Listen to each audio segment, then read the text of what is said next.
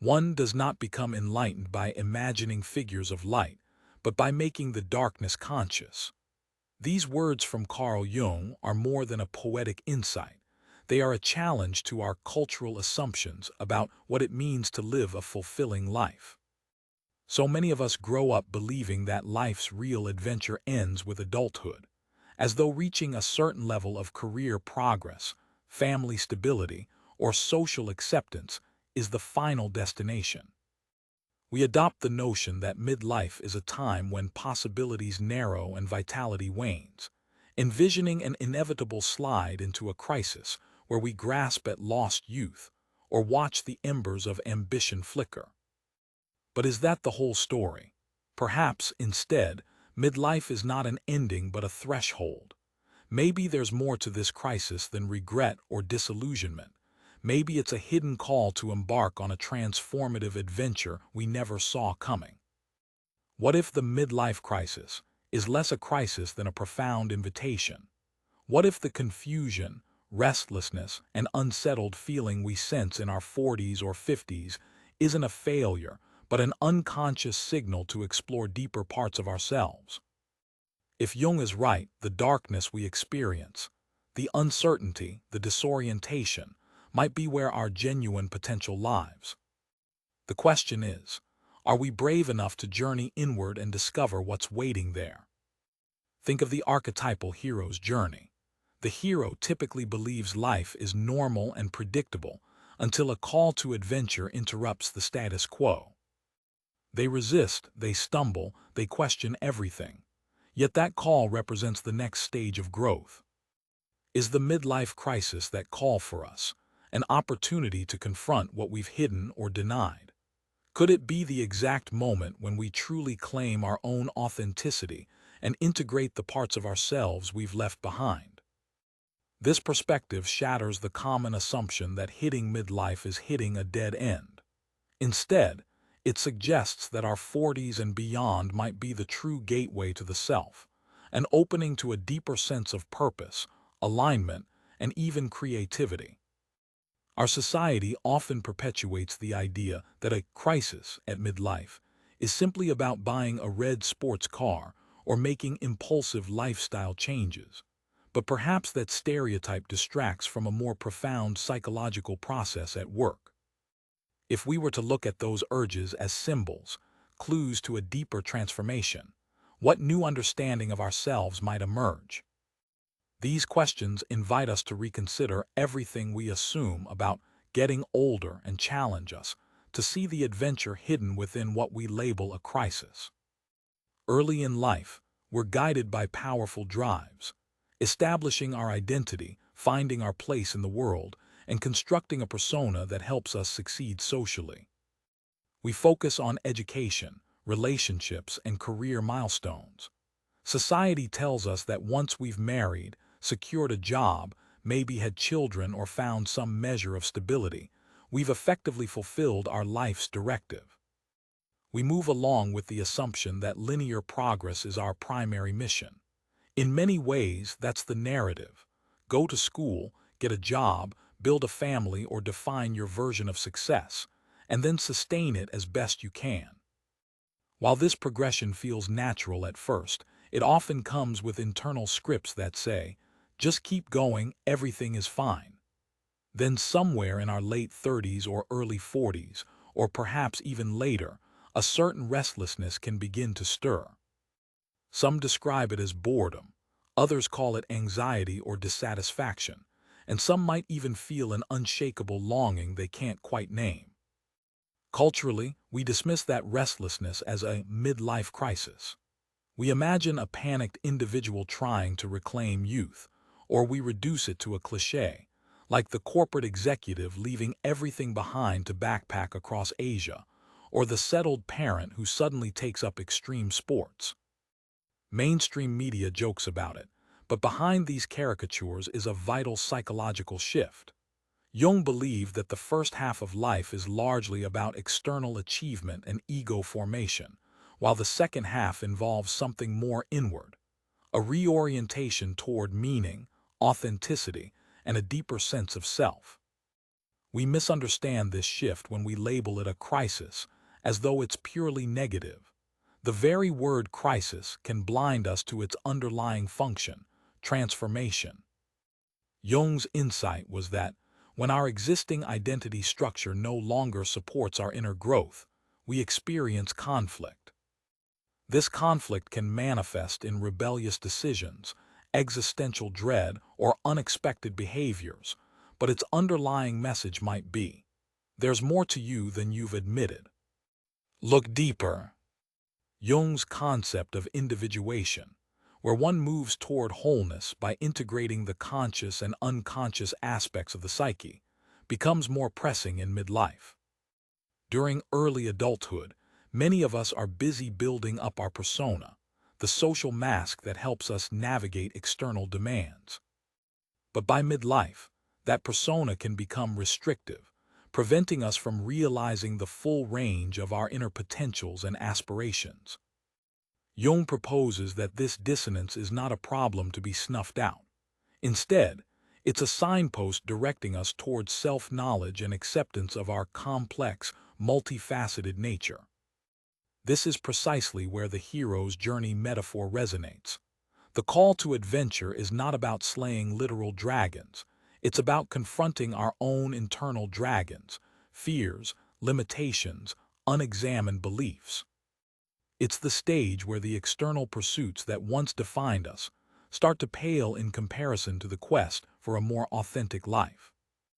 Midlife is often contrasted with youth, which we associate with boundless energy and possibility. We think, that's when everything was new, now it's too late. But modern psychological research challenges this perception. Studies on well-being across the lifespan reveal that happiness forms a U-curve, dipping in midlife, but often rising again as we grow older. This suggests that the struggle we feel is neither permanent nor purely negative. Neuroscience adds another dimension. Research indicates that our brains maintain plasticity well into our later years. While we might not learn or adapt in exactly the same ways as in childhood, we still possess remarkable capacity for development, creativity, and recalibration of our priorities. People who navigate midlife transitions successfully often report deeper satisfaction afterward, attributing it to having aligned more authentically with their values and inner desires.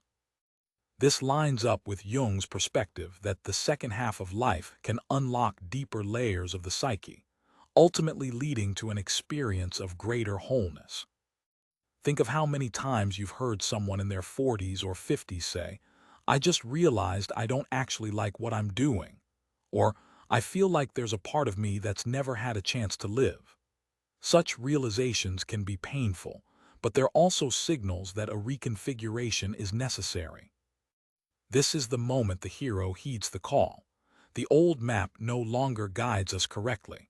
The roads we once traveled easily now lead to dead ends. At first, we may resist. We might try to double down on old strategies, hoping the restlessness will just vanish. But beneath that resistance, life is pushing us to evolve, to look into the unconscious realms where we've stored our unexplored talents, our unlived dreams, and even our unresolved traumas. The crisis, then, is an awakening to the unresolved complexities of our psyche. It's as though life itself is demanding more presence, more awareness, more soul. And at that juncture, we can either cling to external labels of success or be brave enough to embark on the inner quest. Yet a hero's journey is never straightforward. The psychological transitions we face at midlife can bring intense inner conflicts. The questions become, should I stay in my career or should I pursue something new? Should I remain in certain relationships or am I holding myself back for fear of the unknown? Do I have the courage to openly acknowledge the parts of myself that do not align with my carefully crafted persona? These dilemmas don't resolve overnight.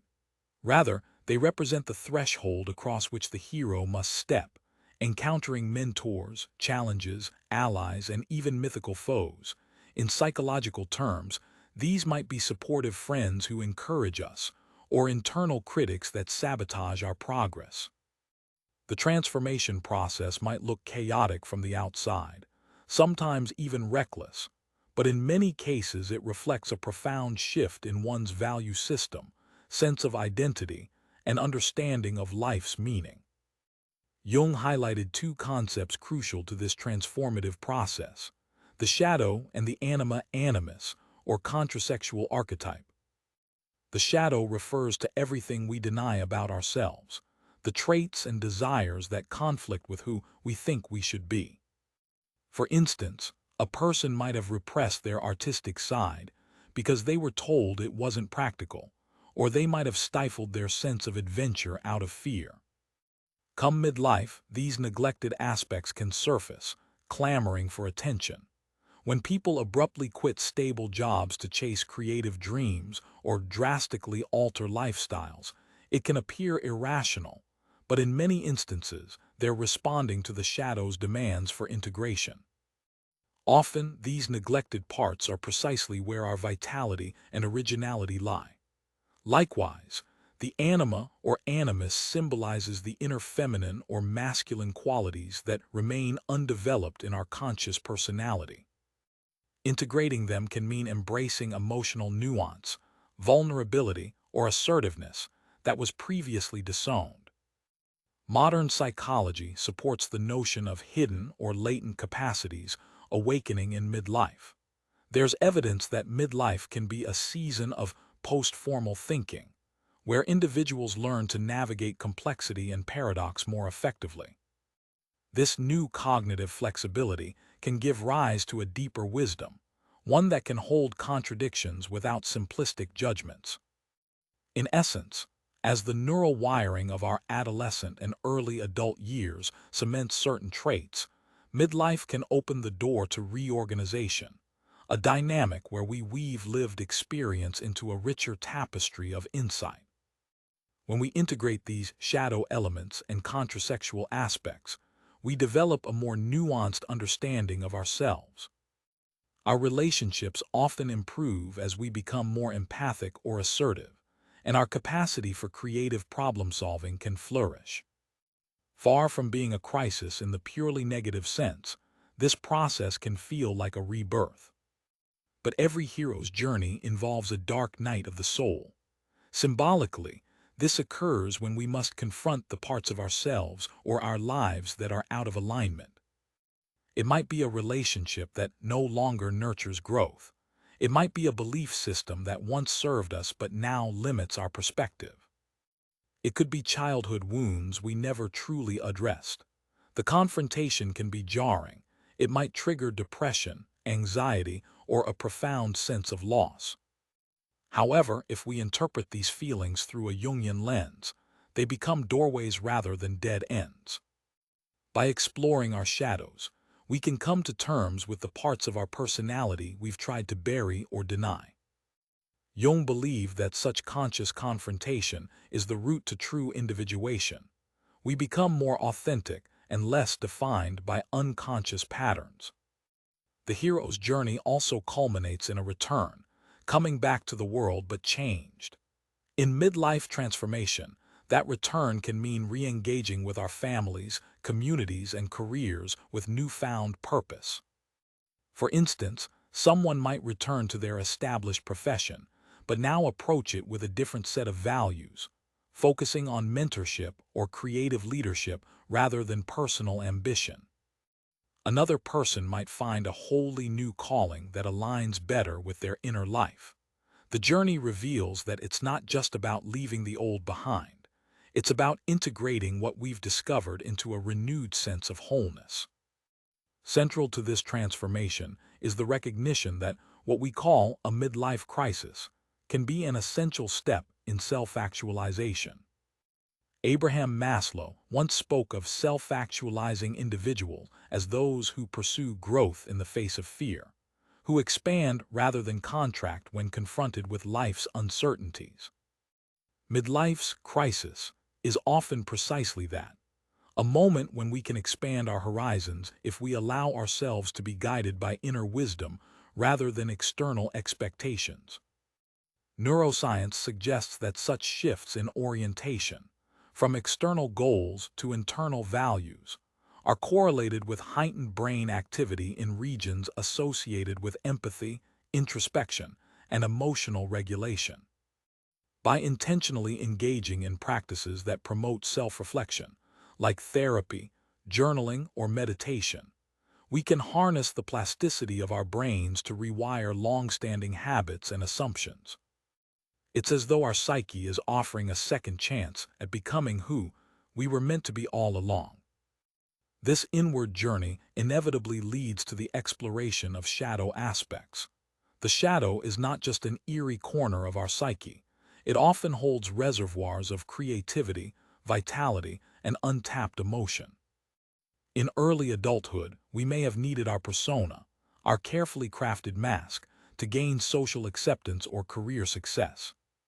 But by midlife, the ego's fortress can begin to feel like a prison. When repressed traits and desires surge to the surface, it's tempting to dismiss them as irrational urges that threaten our sense of stability. Jungian thought suggests the wiser path is to acknowledge and befriend these shadow elements. Doing so may reveal hidden talents, new interests, or even a sense of renewed wonder at life's possibilities. Confronting the shadow is at once challenging and liberating, much like the hero facing the dragon to claim the treasure. The persona development that served us in youth often becomes too narrow for the psychic growth required at midlife. The outward-facing identity, our occupation, social roles, public reputation, begins to feel incomplete. Unconscious elements start to assert themselves, insisting that we pay attention to what lies beneath the surface. This is where Jung's idea of the unconscious becomes particularly relevant. The unconscious isn't just a repository of repressed memories. It's a dynamic source of instincts, archetypes, and deep-rooted symbolism that can guide us toward integration. Dreams may become more vivid or emotionally charged. Life events can carry synchronicities that challenge our rational explanations, and we might be drawn to new forms of self-expression or esoteric interests. The point is not to lose ourselves in a fantasy world, but to use these stirrings as clues to the layers of our psyche that are now ready for acknowledgement and integration. During this integration process, it's crucial to remain open to introspection and honest self-evaluation. The hero does not triumph simply by slaying the dragon. The real triumph is in understanding what the dragon represents about themselves. So it is with the midlife explorer, who realizes that their restlessness or dissatisfaction is actually a sign of the psyche's desire for wholeness. When we integrate these unconscious elements, we reduce the power they have to unconsciously control our thoughts and behaviors. We become freer to respond authentically to life rather than react from conditioned patterns. In turn, we can create more meaningful relationships, both with others and ourselves. Contemporary psychologists, like James Hollis and Murray Stein, have expanded on Jung's work to explain the nuance of midlife transitions. They note that the so-called crisis can be a critical juncture for personal growth if one is willing to face it consciously. Modern research supports this view.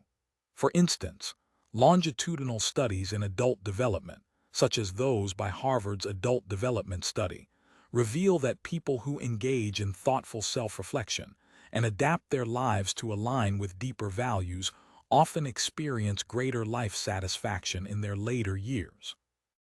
In parallel, neuroscientific findings on adult plasticity and emotional regulation show that midlife can offer a window of opportunity to reshape long-standing cognitive and emotional patterns. Dr. Barbara Bradley Hagerty, in her exploration of midlife in Life Reimagined, discusses how individuals who embrace new challenges and cultivate meaning beyond external achievements tend to exhibit increased psychological well-being. Instead of seeing midlife changes as losses, they reframe them as shifts in identity and purpose. Another psychologist, Dan Gilbert, emphasizes that we continue to evolve and change even as we get older. Our personalities, preferences, and values remain in flux. This scientific understanding underscores the Jungian perspective. Midlife is a dynamic period ripe for individuation. It's not a crisis to be resolved by returning to an old version of ourselves. It's a crossroads that invites a new version to emerge. In practical terms, this means that therapy, counseling, coaching, or dedicated self-exploration can be especially beneficial during midlife. Engaging with modern psychological techniques, such as mindfulness-based stress reduction, cognitive behavioral strategies for reframing negative thinking, or more depth-oriented approaches like dream analysis, can offer pathways to deeper insight. Even group settings, like workshops and retreats aimed at midlife transformation, frequently incorporate Jungian principles alongside contemporary methods. The blend of ancient archetypal wisdom with modern scientific tools can be remarkably powerful, leading to a more holistic realignment of mind, body, and spirit. When we circle back to the initial idea that what we commonly label a midlife crisis might actually be a hero's journey, the transformation becomes evident. In the hero's journey, the hero returns to the community bearing gifts. In our personal midlife journey, the gifts are qualities like expanded empathy, creativity, and authenticity that can enrich not only our own lives but also those around us.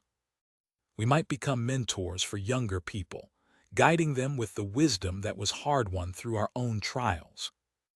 We might bring greater emotional maturity to our relationships, fostering deeper connections in our families and communities. As Jung would phrase it, the integration of the conscious and unconscious realms gives rise to a more balanced and whole individual, someone whose existence can now radiate a sense of meaning rather than mere survival. The journey doesn't end just because we have an epiphany. There will always be more layers to unearth, more shadows to explore, more moments of challenge demanding recalibration. But once we reframe midlife as a threshold rather than a dead end, we become better equipped to handle new calls to adventure throughout the second half of life. This new perspective is deeply hopeful.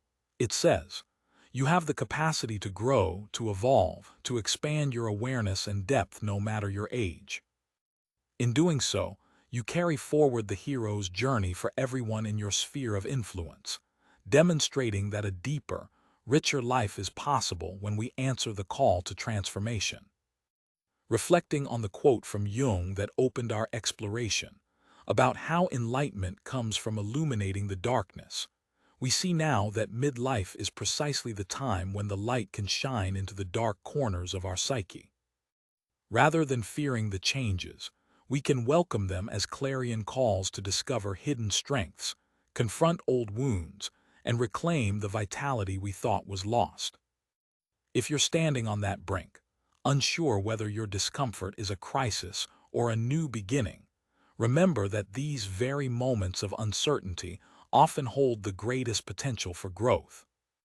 You're not losing the life you've built. You're stepping into a fuller expression of who you are meant to be. That is the gift of midlife, the power to rewrite your own story, bringing deeper resonance to your relationships, your passions, and your inner sense of purpose. In other words, the true hero's journey might just begin at the point you once believed was your ending.